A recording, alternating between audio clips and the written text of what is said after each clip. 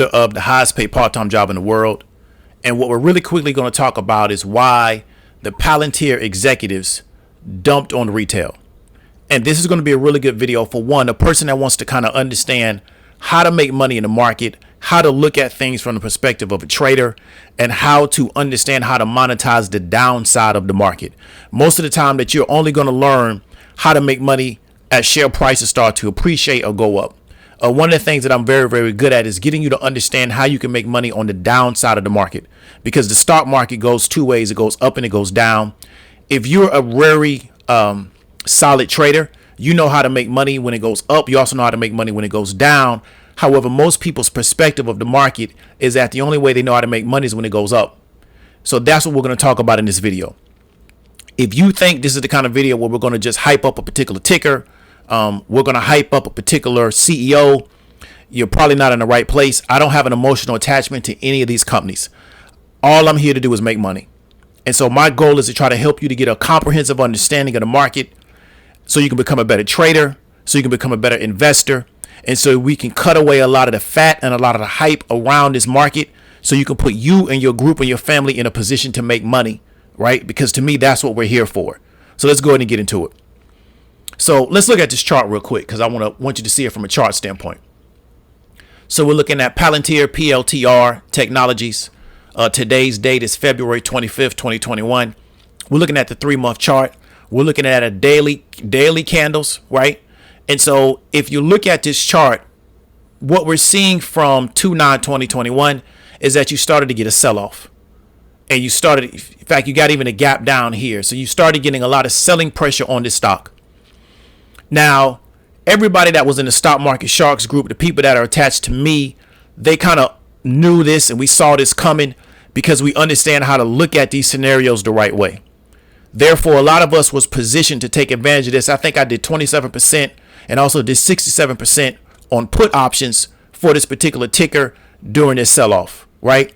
And I was kind of just dipping my toe into the water because I wasn't 100% sure of it because I didn't like how the fact where they had a particular binary event. They had two binary events in the same week, and I didn't want to get caught into a trap. So I kind of just dipped my toe into the water, got out, dipped my toe back into the water, got back out. However, another member of our group did very, very well during this particular position because their position was a lot larger than mine. But everybody trades different. But what you're looking at is from around 35, would open at 38, it just sold off. Okay.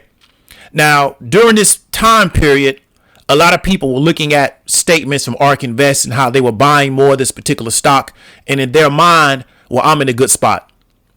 But it continued to sell off because what ARK Invest is doing wasn't able to offset what was actually going on behind the scenes.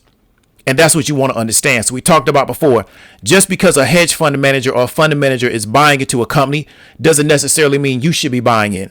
And if you're letting that hedge fund manager do your thinking for you, well, it's going to put you in a bad position because you don't know why they're doing what they're doing. So my goal is to put you in a position where you can think independently of what other people are doing, because the reason why you're doing something may not be the reason why somebody else is doing something. So you can't play follow the leader in this market. Okay.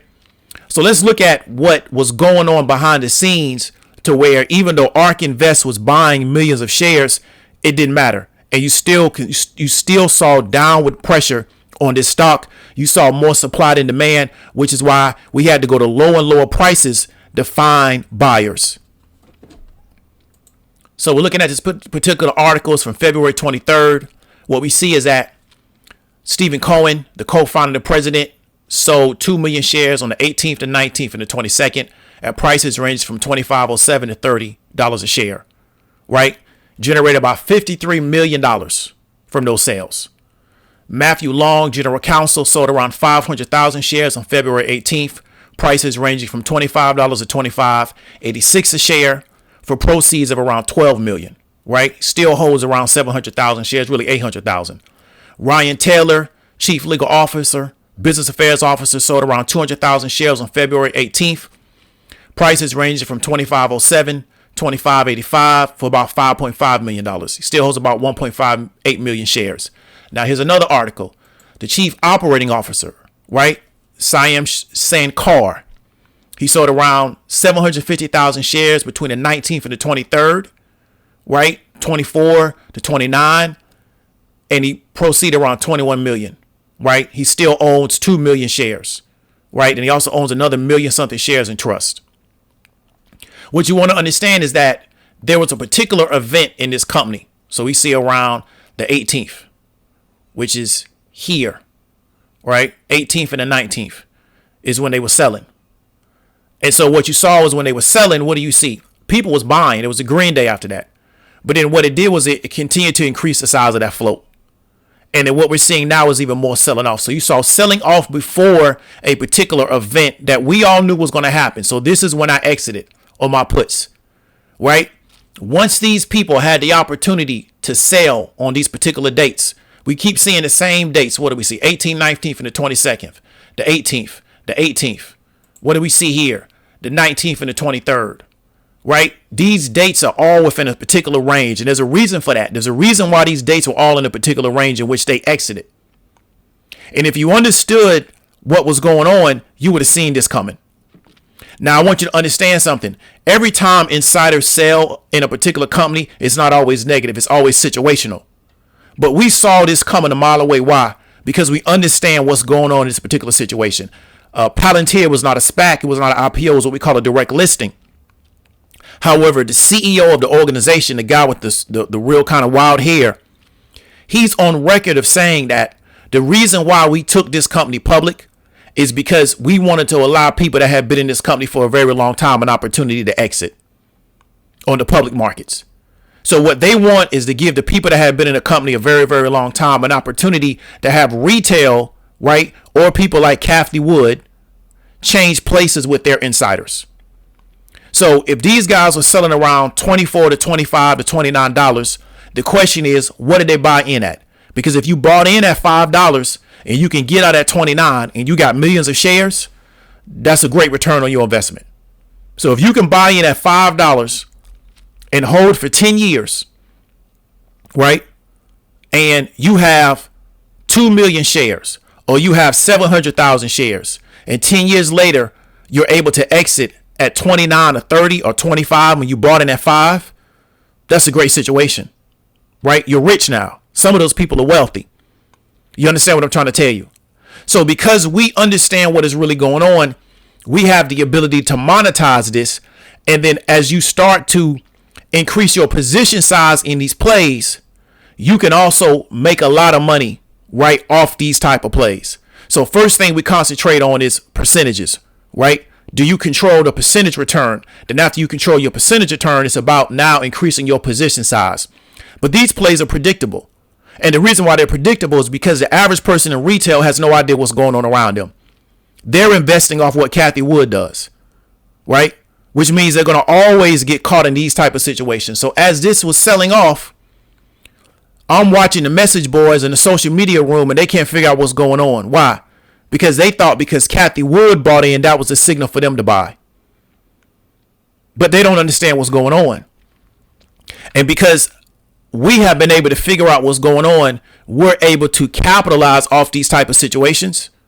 And then right now we're at 24.13. So now if you have puts at the $35 strike, you can just ride this thing all the way down. And really your expiration date wouldn't even have to really be that far because we're talking about 210 and we're on 225. We're not even a month away from here, from this $35 to $38 mark.